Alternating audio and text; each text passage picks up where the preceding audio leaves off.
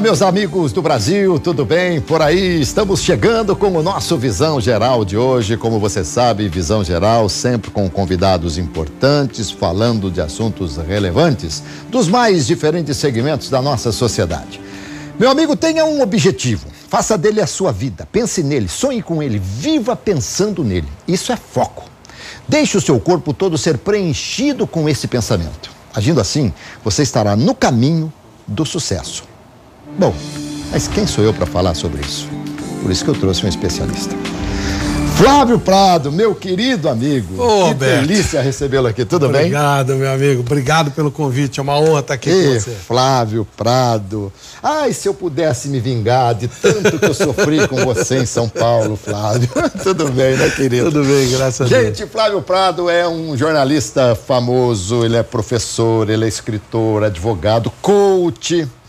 E acima de tudo isso, ele é meu amigo. Ele é um dos Esse grandes... é o meu principal item. Verdade. Aliás, um grande amigo que eu fiz no rádio, né? Como o rádio, por vezes, né? Aliás, o rádio é maravilhoso, né, Flávio? Tudo. Mas ele, por vezes, ele se supera e nos traz, assim, pessoas maravilhosas. E o Flávio Prado foi uma dessas. Eu tenho um orgulho de ser seu amigo. Eu digo no meu. Faz parte do meu currículo, viu, Flávio? No meu também, obrigado. Grande, Flávio. Coach formado pela Sociedade Latino-Americana de Coaching. Claro, que o Flávio é jornalista, que o Flávio é apresentador de programa de televisão, da Gazeta, que o Flávio é comentarista da Rádio Jovem Pan, um dos mais importantes do país, todo mundo sabe. Agora, eu estou colocando esse outro lado aqui do Flávio como coach, né? Especialização na Inner Game School, em aulas ministradas por Tim Gallwey. É isso mesmo, Flávio? É isso aí. Criador do coach com mais de 11 milhões de livros vendidos em todo o mundo. Ele, não eu, tá? Ele. O Flávio tem aí 45 anos de experiência, é isso? Isso. De rodagem no meio. Rodagem, quilômetro rodado aí e tal. Professor universitário. Flávio, enfim, eu vou começar fazendo uma pergunta. Você tá feliz na sua vida? Bastante. É? Nossa, por mais otimista que eu fosse lá atrás, não dava para imaginar que fosse tanta coisa. Tanta coisa boa, assim. Deus me ajuda muito. Flávio. Eu não posso reclamar, não. Tenho grandes amigos, tenho uma vida profissional dentro daquilo que eu me propunho a fazer e gosto muito do que eu faço, gosto de ter uma família espetacular. Então isso é muito bom, isso é muito recompensador. Fiz a minha 11ª Copa do Mundo. Olha, Alberto. 11 Copas. É muito bom, né? Olha, eu fiz 3, eu tô assistindo, isso é maravilhoso, Flávio. Então, não tem jogador que fez as Copas que eu fiz. Exatamente, você jogou mais do que todos. Nem o Pelé. É verdade. Então, e aí a pergunta que as pessoas fazem, por que história é essa de coaching? E tem que ficar uma coisa bem clara, porque é muito engraçado, né? O meu professor, Sullivan França, ele diz assim, eu comecei em 2011 a fazer coaching por mera curiosidade, por culpa do Neymar. Então em 2011, já tá um tempo, porque coaching virou meio moda, né? Isso que eu ia falar. Nos últimos tempos, todo cara que perdeu o emprego, ele vira ou motorista de Uber ou coach, depende do, né? Sim. Como é que o cara faz? Ele era cozinheiro, ele fala assim, eu sou coach de nutrição. Né? O outro era engenheiro, ele vira coach de construção. E não é assim, existem 2 tipos de coach, coach de vida e coach de business, coach do empresarial. Por que eu fiz coaching? Por curiosidade. Eu adoro fazer cursos, eu sou um leitor assíduo, eu gosto de ler tudo. E quando o Neymar teve aquela briga com o Dorival Júnior, que o René Simões falou, estamos criando um monstro, não sei o quê. Eu entrevistei uma pessoa, me disseram assim, o Zé Luiz Menegatti, falou, tem um cara que eu acho que você gostaria de conversar com ele, chamado Sullivan França, e ele explica o que está acontecendo com esse menino. Na época o Neymar era um menino, ele está fazendo uma autossabotagem. Falei, é autossabotagem. Entrevistei o Sullivan e fiquei impressionado com esse mundo. Falei, o que é isso aí? E aí eu aprendi que era um curso de coaching, fiz um curso, fiz um segundo curso, mas por mera curiosidade, para me desenvolver pessoalmente. Aí reencontrei o Sullivan agora, coisa de 2 anos, voltei a fazer curso de atualização com ele, fiz esse curso com o Tim, que é sensacional, que é uma coisa espetacular, que criou o coach através do jogo interior do tênis, ele era um professor de tênis, e criou uma técnica para desenvolver no máximo o atleta dele, e aí surgiu essa coisa do coach. E comecei a aplicar com alguns amigos, pro bono, sabe aquela coisa que você faz para você praticar? Sim. E obtive resultados que me surpreenderam demais. E aí entrei mais profissionalmente e tem sido uma experiência muito boa, muito legal. E você já é ou está se enveredando para um desses segmentos do coach? Você é o coach de vida já? Eu sou um coach de vida, claro que não tem muito segredo. O coach de vida e o coach empresarial. O empresarial você trabalha num time E o de vida você trabalha individualmente. Mas a ideia, a filosofia é a mesma. E o resto é aquela conversa mole, né? Coach, não tem. Coach de vida. Você precisa se desenvolver pessoalmente. Você se desenvolvendo pessoalmente, você cresce na sua profissão, cresce no seu trabalho. Ô Flávio, você tem feito palestras, né? Sim, sobre sistemas. Sim, tenho feito muitas palestras, eu estou procurando mostrar esse lado e, obviamente, captar coaches, né? Que é o que você chama, aquela pessoa com a qual você vai trabalhar. Perfeito. Então, eu tenho feito palestras, tenho feito bastante encontros com empresários, isso é muito diferente. A sua figura, por exemplo, eu não consigo olhar para você sem ver bola rolando, sem ver futebol. É difícil você dissociar isso, não tem como mais, né? Você sabe que isso, e não me incomoda nem um pouco, né? Eu sou um cara que devo tudo ao futebol. Se eu negar isso, seria injusto comigo e com o futebol. As pessoas me recebem por causa do futebol. E depois a gente conversa de uma maneira diferente. E tem sido muito legal porque eu tenho conseguido transformar a vida das pessoas.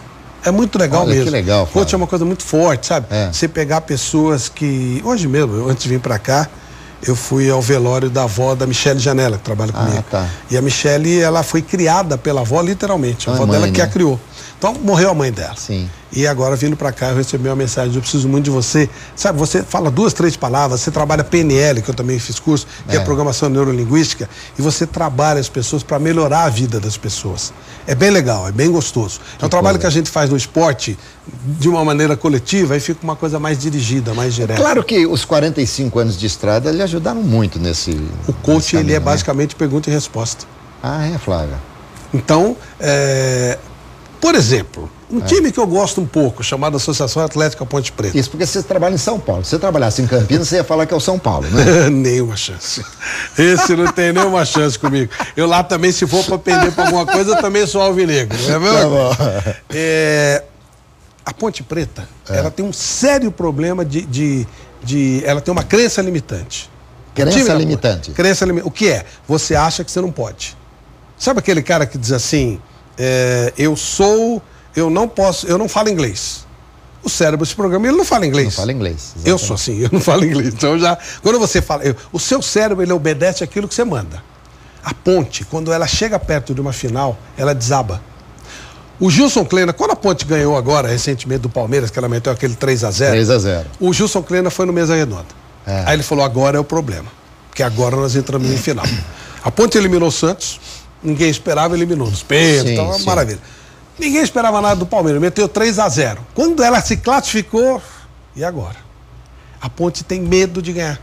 Aí era o Corinthians a decisão. Era o Corinthians. Mas então, fosse quem fosse. Fosse quem fosse. Mas sabe uma coisa interessante, eu que vivo no rádio aqui em Campinas, e que eu não aprovei? A Ponte Preta, na véspera do jogo com o Corinthians, abriu os portões para a torcida e foi uma festa, teve carro de som, foi uma coisa assim monstruosa, como se já tivesse ganhado o título. Uma coisa assim que também não achei que fosse interessante. Talvez até a explicação esteja nisso, de repente.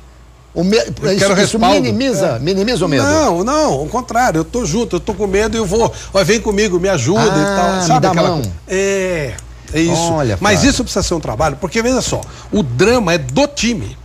Os jogadores que estavam, eles não estavam em 77, eles não estavam em 79. Virou um drama do time. É uma filosofia de time, de torcida. Aí chegamos, e agora? E é isso aí que eu tô falando. Como é que faz a gente ganhar?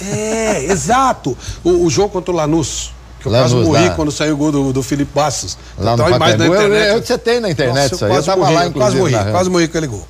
Aí vai jogar lá. Enquanto ele jogou com o Vélez, que não tinha nada a perder, empatou aqui, foi lá, e chapéu, não sei o quê. Aí agora podemos ganhar. Pronto, encolhe. Isso é uma coisa séria. Mas esse trabalho, isso aí é uma coisa que tem que ser feita ao longo de uma competição. Sem dúvida. É um trabalho de sequência. Você tem que quebrar uma filosofia. Não é chegar na véspera e chamar alguém. É uma chance. Você tem, é uma filosofia, que aliás, não é só Ponte. Os times do Brasil, eles não trabalham isso. Isso é um lado psicológico e o lado coach você quebra a crença limitante. Mas é um lado psicológico, você tem que trabalhar isso aí. Como eu não posso ganhar? Eu posso tudo. Qualquer ser humano pode tudo. Depende do que você se programa. O teu cérebro, ele obedece exatamente o que você pede. Você fala, eu vou ganhar, você vai ganhar. Fala, eu vou perder. Ele te obedece do mesmo jeito. Entendi. Você cria situações. E isso é muito matemático. Por isso que eu estou te falando que até me assusta quando eu vejo como as pessoas se transformam. Impressionante. Eu tive um caso de uma menina que ela estava endividada, ela estava desempregada. Depois de 3 meses comigo, ela pagou todas as dívidas, ela já está vendendo coisa e abriu um negócio próprio. Olha aí. Só na autoconfiança. Ela não acreditava nela. Você se aplica, Flávio? Muito. Então, quando eu fiz o primeiro curso, eu me auto-aplicava. Eu falei, nossa, isso é muito bom, isso é muito legal, né? Você vai ganhando confiança, você você cria um pensamento coach. Às vezes a minha mulher fala, pô, tá fazendo coaching, cara? Não tem jeito, você vai virando, você cria uma mentalidade coaching, que é uma mentalidade de metas, foco. Quando você abriu, você falou, primeiro, passado, esquece. O passado, ele pode ser uma base para alguma coisa, você não pode viver dele. É hoje, presente e futuro. Daqui para frente. Futuro, e trabalhar futuro, trabalhar meta. O coach, ele não é amigo do coach. Não, ele é amigo da meta dele. Você diz para mim, explica direitinho o que é o coach. Coach é a pessoa que está sendo atendida pelo coach. Se entendi. Você trabalhar comigo, eu vou ser o seu coach. Isso. Aí você chega para mim e diz assim, Flávio, eu quero comprar uma Mercedes. Eu não vou discutir isso com você. Nós vamos trabalhar para isso. Mas eu vou trabalhar para que você compre a sua Mercedes. Mas é inviável. No meio do processo, se você achar que é inviável, você vai dizer. O problema não é seu mais. Não, eu não sou amigo do coach, eu sou amigo da meta dele. Da meta dele. O que você fez te ajudou em alguma coisa para você comprar seu carro ou não? Não, então por que fez? É só pergunta e resposta. O coach, ele não dá conselhos. Ele só pergunta, se bem que eu uso um pouco de mentoria, que eu fiz um curso de mentoria. Você vê que eu estudei pra caramba. Olha, não é fácil, hein, Flávio? Fiz um curso de mentoria, fiz um curso de hipnose, para ajudar. Eu uso um pouquinho de mentor. Eu criei quando eu vejo que a coisa está muito fora, eu dou algum palpitezinho, que não é coisa de coach. E você usa algumas palavras hipnóticas que você usa sem perceber, a gente usa muito nos meios de comunicação, mas aí você usa de maneira dirigida para que a pessoa possa ter mais tranquilidade para conversar. Flávio, quando a gente vê uma pessoa extremamente bem sucedida na vida, você pode ter certeza, ou ela fez coach, ou ela nasceu já com todos os conceitos do coach dentro de si. É assim, quando eu morei em Campinas, olha só, você tem que se autoanalisar em todo tempo. Eu faço análise. E eu fiz recentemente com uma menina que eu sou coach dela, e ela faz uma coisa chamada constelação. Tudo que eu estou falando, gente, é ciência, é física quântica. Tá ficando louco, virou. Como é que era o nosso. Quem morava, que era aqui de Campinas, aquele horoscopista, Omar Cardoso? Omar Cardoso? Não tem nada a ver. É ciência. Não que o horóscopo não seja uma ciência, ou seja, que eu não domino. E essa menina, ela fez um processo de constelação. Eu trabalhava em análise, os meus medos, e todos nós temos alguns, e o meu medo era muito ligado ao meu pai. Meu pai, ele trabalhava aqui em Campinas, ele era diretor-geral da Quibon de Campinas, para todo o interior. De repente houve um desacerto e ele perdeu o emprego e nós ficamos numa situação muito difícil. E aí o meu analista ligava muito os meus medos ao medo do meu pai, que ele sentiu no momento que ele tinha um filho pequeno e uma filha bem pequenininha, morando numa cidade do interior, que a gente era de São Paulo, e esse medo dele passou para mim como criança, sem perceber.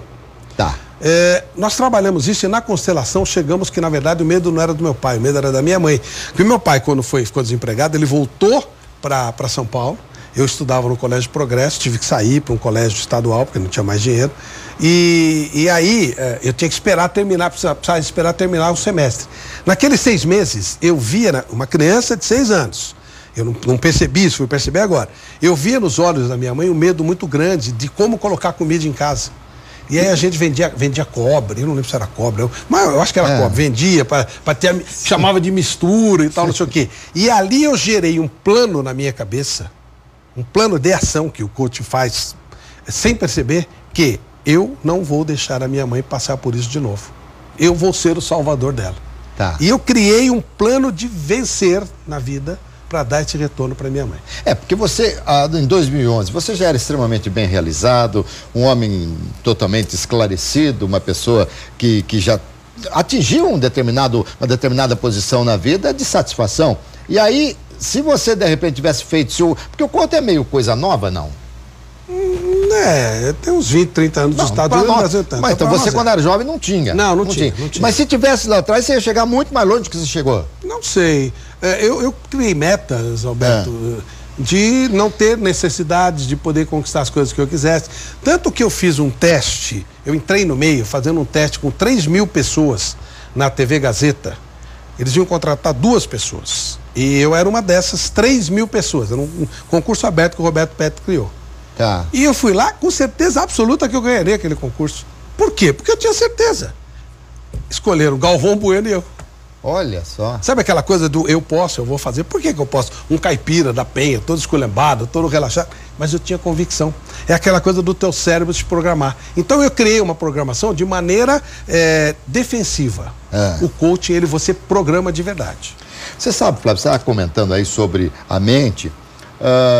Vocês, coach, vocês estudam muito isso.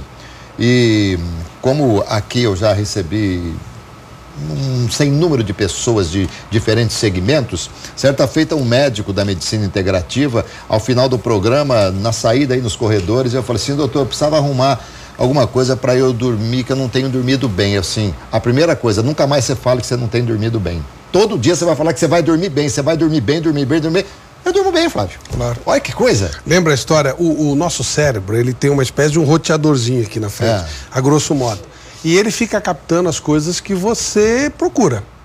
Ao contrário do que se diz, o negativo atrai o positivo. Não, o negativo atrai o negativo, em termos de energia. Se você sair falando não posso, você não pode. O cérebro te obedece. Eu costumo fazer uma experiência com as pessoas, até fazer com o pessoal que está nos vendo aqui. Vamos lá. Pense no seu pior dia da sua vida. Pensa em casa, você pensa... Já pensei. Seu pior dia, legal. Agora pensa no melhor. Melhor que você viveu aí em casa também. Então.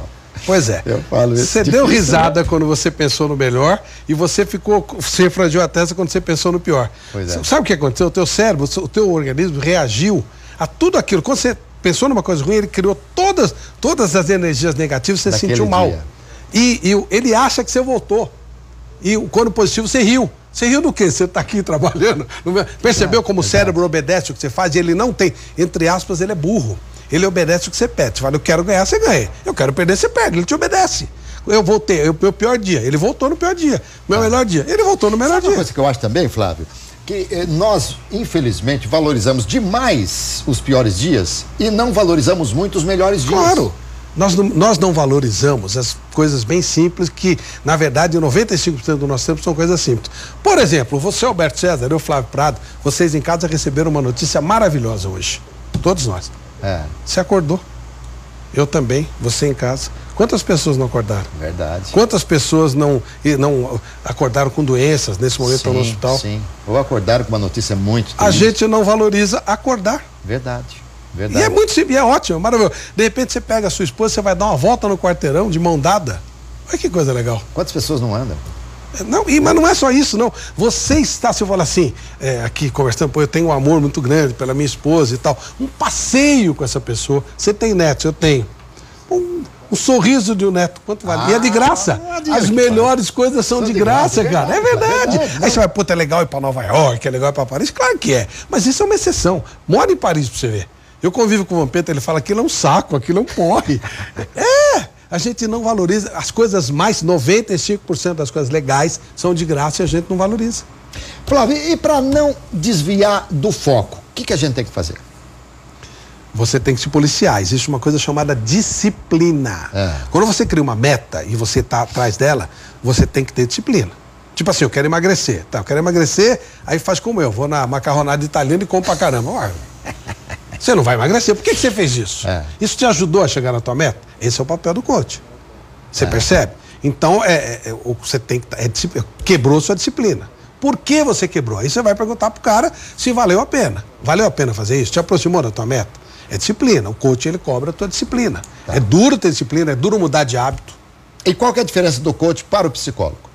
O psicólogo, ele trabalha passado, né? Ele trabalha as suas tensões anteriores, os dramas que você viveu. Eu não tenho a menor condição de superar, por exemplo, um assédio, de superar uma depressão, nenhuma chance. É muito diferente. O psicólogo, ele vai trabalhar todos os dramas que você tem lá atrás. Eu não tenho nenhuma capacidade para isso. O trabalho do coach o hoje, criar o foco para hoje para você chegar na meta de amanhã. O máximo que você consegue quebrar é uma crençazinha limitante, tipo essa da ponte, eu não consigo ganhar e tal. Mas não, você faria um trabalho com a Ponte Preta para quebrar, como é que você diz o termo aí? Crença limitante. Crença limitante. Olha, Alberto, com a ponte talvez, porque eu não trabalho com clube. E não cobro de clube nada. Eu venho fazendo coisa pra ponte aí, que fique bem claro, jamais recebi nada e nem quero, nem converso, não tem nem essa pergunta, não existe essa pergunta. E quando você vai só, você ainda paga o ingresso? Não, você entra como jornalista, né? Muitas vezes eu pago. Porque o time precisa de dinheiro, pô. E não me custa nada, eu vou lá pago. Eu sou, aliás, eu quero cobrar aqui, pô, sou TC10, não recebo carnê pra pagar. Verdade. É terrível isso aí, entendeu? Então, eu não faço nada com o clube. Talvez eu faça uma palestra no Red Bull, que eu sou amigo do Thiago Escuro, também do mesmo jeito. Eu não quero trabalhar com o clube, não. A Ponte é um caso à parte. Mas é uma coisa que demanda muito tempo, é uma coisa que demanda uma sequência que eu não sei se eu teria condição de fazer. E outra coisa, né? A Ponte, como todos os times brasileiros, muda de time a cada 6 meses, não dá nem tempo do cara. Não dá tempo pra você não trabalhar. Não dá pra fazer nada, é um negócio vergonhoso, né? Então, tá muito ruim. Muda de técnico, muda tudo, né, Flávio? Aliás, falar em técnico, tudo, tá vendo o Cuca falando da desorganização no Santos? Parabéns que loucura, a ele, parabéns a ele. Ele teve coragem de falar aquilo que a gente fez sempre no futebol brasileiro. O futebol brasileiro é uma várzea, uma coisa esculhambada. Né? O presidente da CBF, o Coronel Nunes, para ser um imbecil, ele tem que melhorar muito. O outro, o Ricardo Teixeira, fugitivo. Marco Paulo fugitivo. O outro tá preso. Olha os caras que nós temos, pô. O presidente da Federação Paulista de Futebol, Reinaldo Carneiro Bastos, amigo desses caras todos aí. Agora não é, agora eles brigaram. Confederação Sul-Americana, os últimos 4 presidentes estão em cana. O que tá lá acabou de declarar que é amigo deles todos. Olha onde nós estamos. Olha como é que a coisa terrível, né? Esses tribunais, eles estão lá para armar esquema de todo jeito. Deixa eu te perguntar aqui sobre o ponto de vista. Uma vez, Flávio, você talvez não se recorde disso, quando nós trabalhávamos juntos lá em São Paulo, na Rádio Jovem Pan, naqueles almoços deliciosos, né? Que aquilo me dá uma divertido, saudade, né? Me dá uma saudade que você não pode imaginar das nossas risadas homéricas, né, naqueles encontros. Eu estava falando muito sobre a minha carreira e tal, e você falou assim, você tem um negócio que todo mundo queria ter, você tem uma facilidade para ganhar dinheiro. Quer dizer, também estou procurando essa facilidade que você falou lá atrás, tal, né? Mas, por falar em facilidade, você, por ser um cara do futebol, se você fizesse alguma coisa do coach voltado para o futebol, você não estaria com as portas, de repente, talvez você nem as queiras tão escancaradas, mas não estariam escancaradas para você? Estariam, mas eu seria coach de alguém que eu vou criticar amanhã. Primeiro convite que eu tive para ser coach, sabe foi de quem? Do Adriano. O doutor Joaquim Grava estava cuidando do Adriano quando ele estava no São Paulo, no Corinthians. Você quer ser coach do Adriano? Eu falei, de jeito nenhum. Mas você não encara a parada, não. Eu não posso ser coach de alguém que amanhã depois ou eu vou elogiar ou eu vou criticar, porque você liga uma coisa a outra. Tá elogiando porque o cara é coach dele. Você vai se considerar suspeito. Né? Ou aí você critica o reserva, vai dizer, ele critica o reserva porque o título você entendeu? Então eu nunca precisei do futebol para esse tipo de coisa. Futebol eu ganho comentando com isenção. Eu não quero me envolver com clubes, entendeu, Roberto? Outros esportes, tudo bem, porque eu sou monoesportivo pacas. Eu não gosto de falar que eu sou jornalista esportivo, porque eu acho que limita muito o cara. Mas também não seria justo porque eu sou jornalista futeboleiro. Eu não entendo nada dos outros esportes, eu não acompanho, eu não gosto de Olimpíada, não gosto de esporte. Flávio, hoje, você como professor, por exemplo, você vê que a nossa conversa aqui, ela deu volta, ela foi pra lá, veio pra cá e tal, é uma conversa gostosa, né? Você como professor, eu digo para as pessoas, não sei se acertadamente ou não, que hoje é muito mais difícil ser jornalista do que era no passado. Porque, por exemplo, o jornalista esportivo, ele tem que saber de tudo. Bruno Quadro sabe de tudo. Bruno Prado, sabe de tudo. Já o pai, o Flávio Prado, não sabe de tudo tanto quanto o filho sabe. As novas gerações estão vindo, estão atropelando e tal. E hoje você tem que saber, de repente você encontra alguém que gosta do vôlei, você tem que estar por dentro do vôlei. O cara gosta do tênis, tem que... No nosso tempo não era muito assim, não. A gente era futebol e futebol. Olha, Alberto, eu tenho vários cursos, eu creio, chamo cursos Prado, né? Criei com o Bruno, a gente dá vários cursos, workshops, etc. E eu tenho falado pro pessoal o seguinte: isso aqui que a gente está vivendo não existe mais. O jornalista do futuro, ele não será como o Flávio Prado, como o Alberto César. Hoje, cada vez mais, o jornalismo ele virou um nicho e cada vez mais você tem que ser a sua marca. Então, por exemplo, eu criei uma web rádio. Que hoje é para os meus alunos usarem. Então, a gente transmite futebol, a gente faz tudo. Essa web rádio, que é a Rádio Prado, ela provavelmente será o trabalho que vai dar sustento para o Bruno. Hoje você tem que ter um blog, hoje você tem que ter todo tipo de coisas. Por exemplo, o seu celular, ele é uma TV. Isso. Você pode transmitir em qualquer lugar. Eu sou um cinegrafista, eu sou um apresentador, eu sou tudo. E se você não tiver isso, você está ferrado. Existem os youtubers que ganham milhões, tem 10, 20 milhões de seguidores, só com o celular. E eu diria até que a TV convencional, ela está perdendo espaço. Hoje a Netflix, ela briga diretamente com as TVs fechadas, e a gente vê o que está acontecendo com a TV fechada.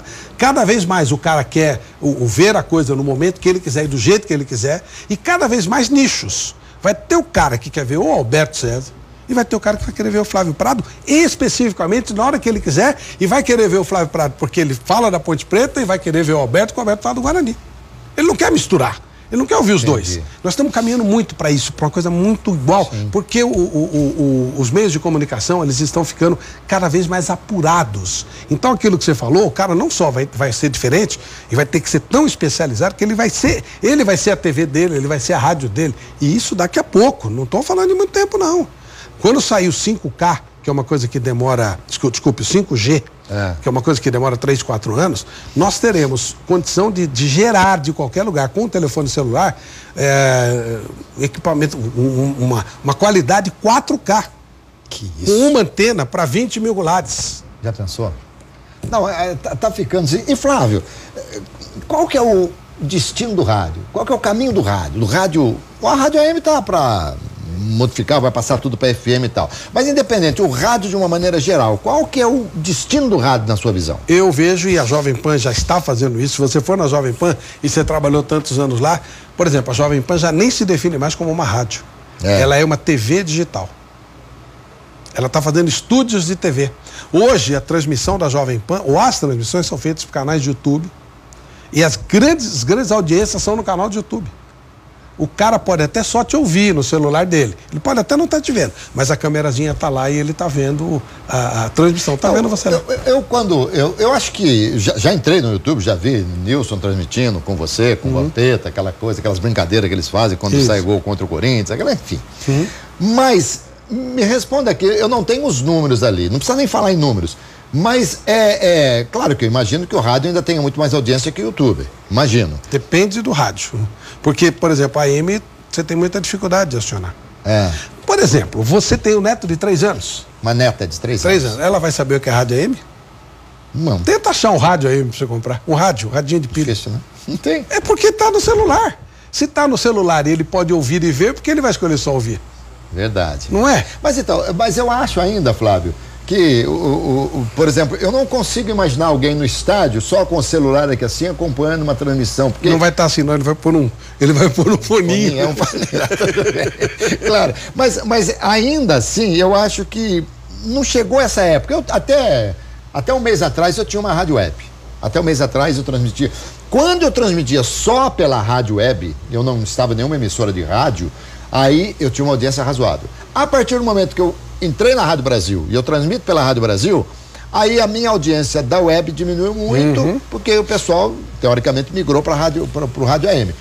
Mas, você pode falar de cátedra. Nós estamos num processo de mudança. Isso está mudando muito rápido. Muito rápido. A Rádio Web, ela vai... Não é Rádio Web, é a rádio que entra no seu celular. Ela vai tomar o espaço.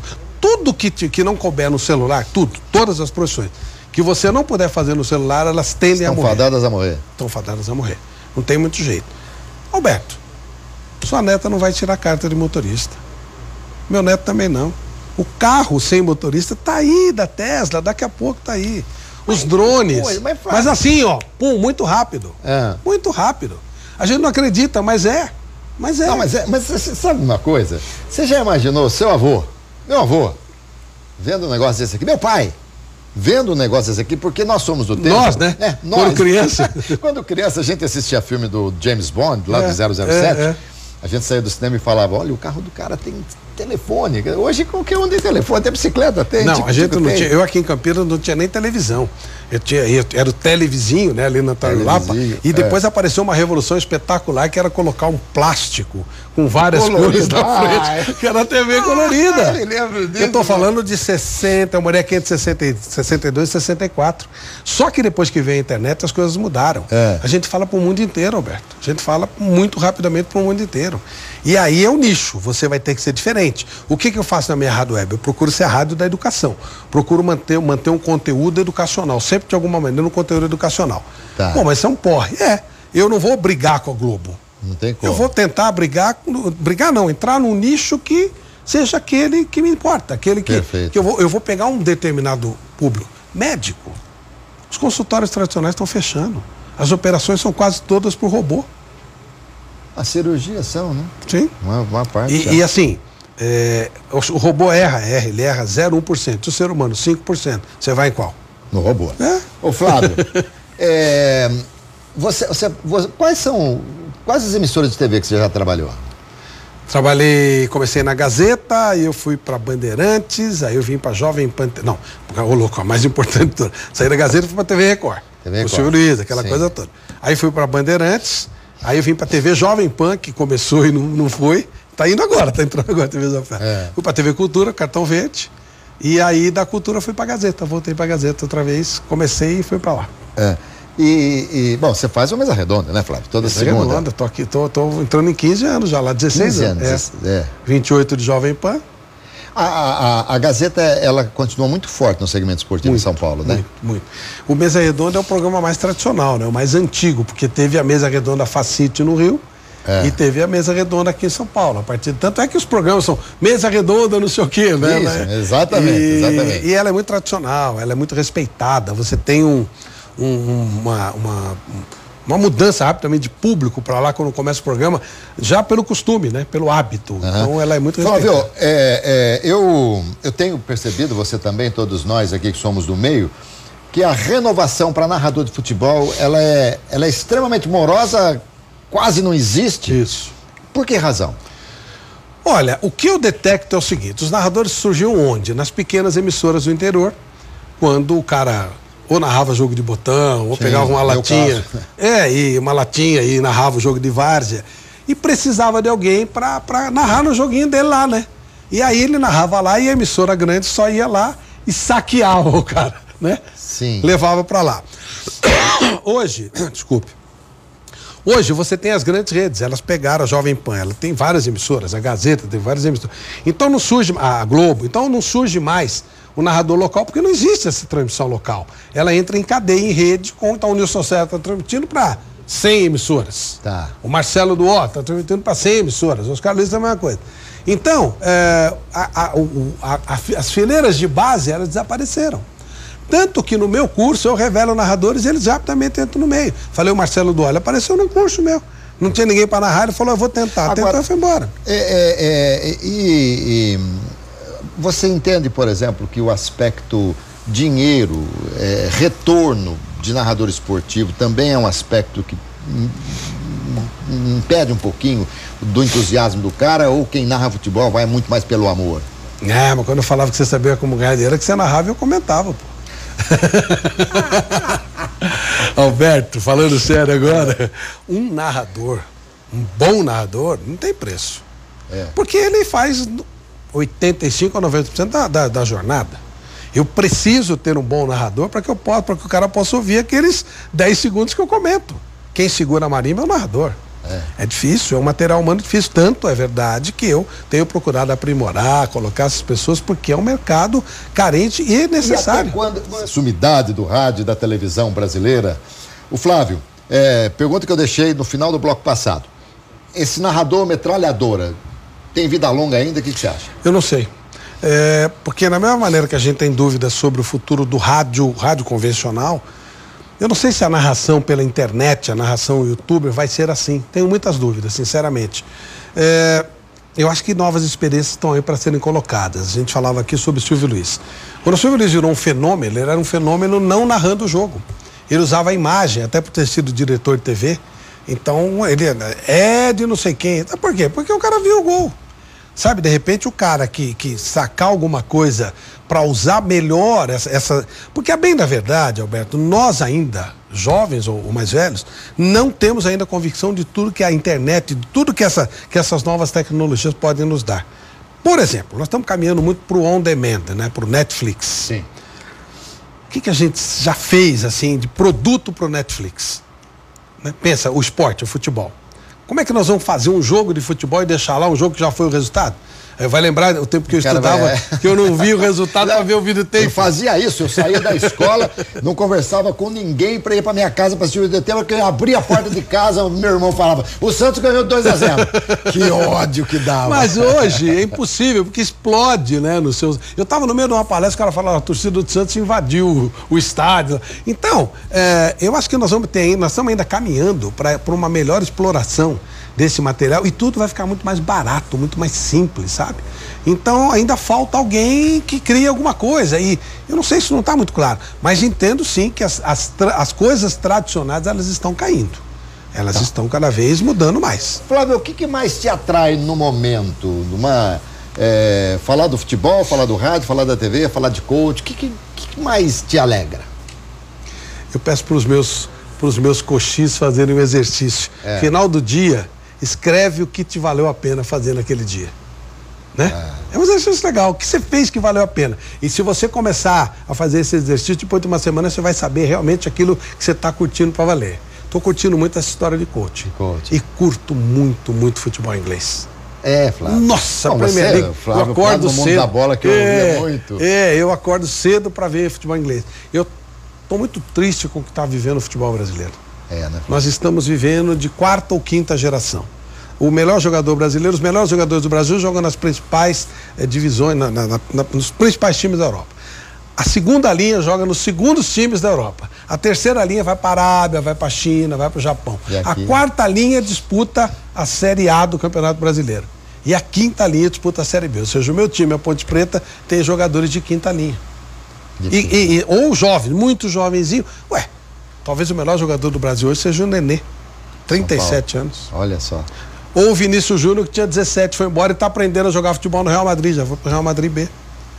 Eu não vejo isso com nenhuma alegria, não, eu lamento, mas é o que está acontecendo. Tá acontecendo. Você vê um campeonato pessimamente organizado, a Libertadores é uma várzea. Aí você vê uma Champions League perfeita. Os grandes responsáveis por essa tragédia do nosso futebol são gestores. Primeiro, simplesmente, eles roubavam os clubes. Agora, as federações roubam tudo. Eles estão destruindo o futebol, eles estão matando a galinha dos ovos de ouro. E a gente tem que partir para ligas rapidinho, enquanto dá tempo. Porque eu dou o exemplo do cara que mora, por exemplo, em Porto Velho. E ele gosta de futebol e torce pro Corinthians. E aí ele vai assistir o jogo do Corinthians, ele não vai ver nunca no Itaquerão, não vai dar pra ele ir, é muito caro, é muito difícil. E ele tem alguns jogos do Corinthians e todos os jogos do Barcelona. Ele não vai nem no Camp Nou e nem no campo do Corinthians. Então, para ele, tanto faz. Ele vai virar torcedor do Barcelona. Flávio Prado, hein? Eu tenho mais um minuto aqui com você. Uma coisa assim, que delícia falar com você, cara. Acho que ontem a gente falou uns 40 minutos por telefone. É verdade. Mas olha... A vantagem do amigo é que por muito tempo você fica sem falar com ele, quando você fala, é como se você tivesse falado há 10 minutos. Querido... Obrigado, Alberto. Muito legal, muito legal. Deus te abençoe, te ilumine. E graças a Deus eu tive o privilégio de tê-lo como comentarista em alguns jogos. Naquela época eu era o terceiro narrador da PAN lá, você só fazia com o Silvério e tal, não sei o quê, mas de vez em quando eu fazia jogo com você. Você judiava de mim no jogo também. Não, você judiava. São lendas. Não, o Flávio Prado, ele tem um humor maravilhoso, mas ele, quando ele pega, não perde alguém, mas sempre foi com muito carinho. Te agradeço demais. Muito obrigado. Você vem de São Paulo aqui só para dar entrevista. Viria quantas vezes fossem necessárias. Os amigos estão acima de qualquer coisa. Obrigado. E eu agradeço muito a Campinas, a receptividade que dá nas minhas redes sociais e aos amigos, né, que abrem sempre as portas. Obrigado. Gente, falei com Flávio Prado, esse meu querido amigo jornalista, coach, professor, advogado, escritor. E eu tenho certeza que vocês gostaram, foi uma conversa maravilhosa. Não se esqueçam, a partir de amanhã, com a entrada do horário político, o nosso Visão Geral vai ser apresentado a partir das 14h25, tá bom? A partir de amanhã, sexta-feira. E à noite tem RF Esporte Clube. E eu estarei com toda a equipe aqui da televisão, tá bom, pessoal? Tchau, saúde, paz, alegria, boa sorte para todos nós.